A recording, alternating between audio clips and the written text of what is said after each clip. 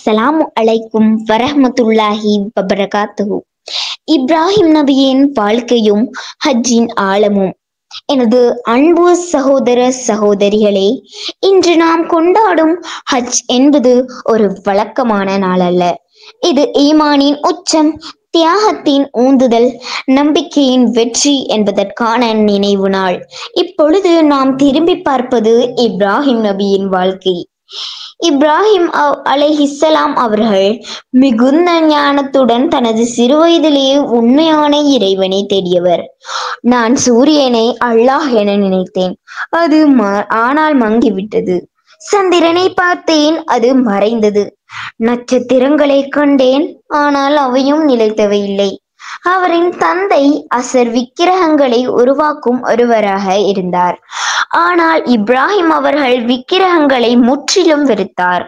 அவர் கூறினார், இவை உங்களுக்கு பயனற்றவை, சத்தம் கூட பேச முடியாதவை. அவர் ஒரு நாள் அனைத்து சிலைகளை உடைத்து விட்டார். மக்கள் கோபப்பட்டனர், அவரை நெருப்பில் வீசினர். ஆனால் அல்லாஹ் கூறினார், யானரு கூனி ஃபர்தன் வஸ்ஸலாமன் ஆலா இப்ராஹிம்.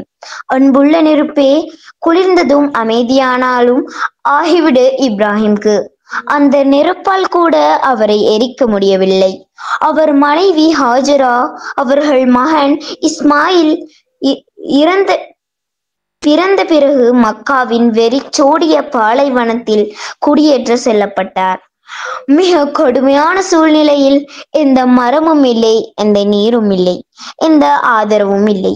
ஹஜரா அம்மா தன் பிள்ளைக்கு நீர் தேடி சௌபா மற்றும் மர்ஃபா மலைக்கிடையே 7 முனை ஓடினார்.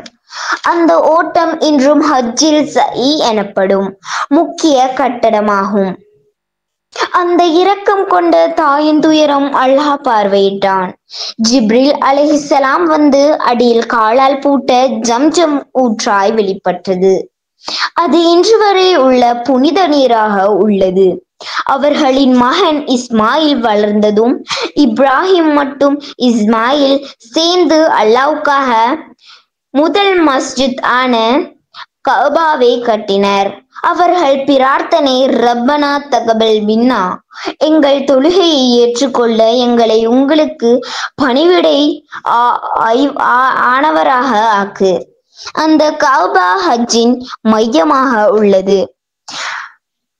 ஒரு நாள் அல்லாஹ் கனவில் இப்ராஹிம்க்கு உத்தரவிட்டார், உன் மகனை எனக்காக தியாகம் செய். இப்ராஹிம் அதை உடனே ஏற்றுக்கொண்டார். அவர் கூறினார், என் மகனே, நான் உன்னை பலியாக்க வேண்டும் என்று கனவில் கண்டேன். நீ என்ன நினைக்கிறாய்?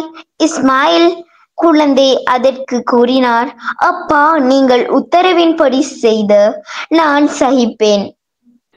இப்ராஹிம் கத்தியை எடுத்து மகனின் கழுத்தில் வைத்தார். அல்லாஹ் திடீரென ஒரு வாளுகையை மாற்றமாக அனுப்பினார். இதுதான் நாம் இன்று குர்பானி செய்கிறோம். இப்ராஹிம் நபி போல் வாழ்ந்தால் அல்லாஹ் நம்மை கல்பு சலீம், தூய இதயம் கொண்டவனாக ஏற்றப் போகிறான். அல்லாஹ் நம் ஹஜ்ஜை ஏற்கட்டும். நம் தியாகங்களை நன்மை புரியும் வரை மாற்றப்படும் நாம் அனைவரும் இப்ராஹிம் அலை அவர்களின் பாதையில் செல்லக்கூடியவர்களாக ஆக்கப்படும்.